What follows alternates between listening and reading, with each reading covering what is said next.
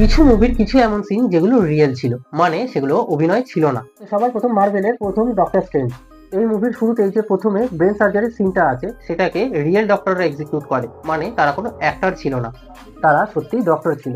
এই সিনের মধ্যে ডক্টরসরা একটা পেশেন্টের ব্রেন থেকে বুলেট বার করে, তা আসল ডক্টর ছিল, এরা কোনো অ্যাক্টর ছিল না। টাইটানিক মুভির অ্যাক্টর লিওনার্দো দা ডিক্যাপ্রিও, তার একটা মুভি ছিল জ্যাঙ্গো আনচেন। এই মুভিতে একটা ট্যান্স ডিনার সিনের মধ্যে বেশি ভালো অ্যাক্টিং করার জন্য নিজের হাত জোরে টেবিলের মধ্যে মারে, কিন্তু ভুলবশত ওনার হাতটা পাশে থাকা কাচের গ্লাসের মধ্যে গিয়ে লাগে, যেটা ভেঙে গিয়ে ওনার হাতটা কেটে যায়।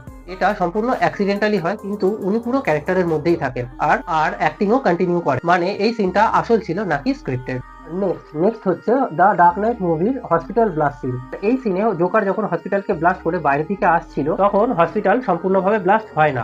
জানা যায় যে শুটিং চলাকালীন কোনো একটা টেকনিক্যাল ইস্যুর জন্য এই জিনিসটা হয়, কিন্তু জোকারের রোল করা হিথ লিজার নিজের ক্যারেক্টারের মধ্যেই থাকেন আর বিনা স্ক্রিপ্টেই এরকম ধরনের অ্যাক্টিং করতে থাকেন। আর হঠাৎ করে হসপিটাল ব্লাস্ট কন্টিনিউ হয়ে যায়, আর এই পুরো ঘটনাটাকে তো রেকর্ড করাই হচ্ছিল। এই সিনটাকে ফিল্মের মধ্যে রেখে দেওয়া হয়।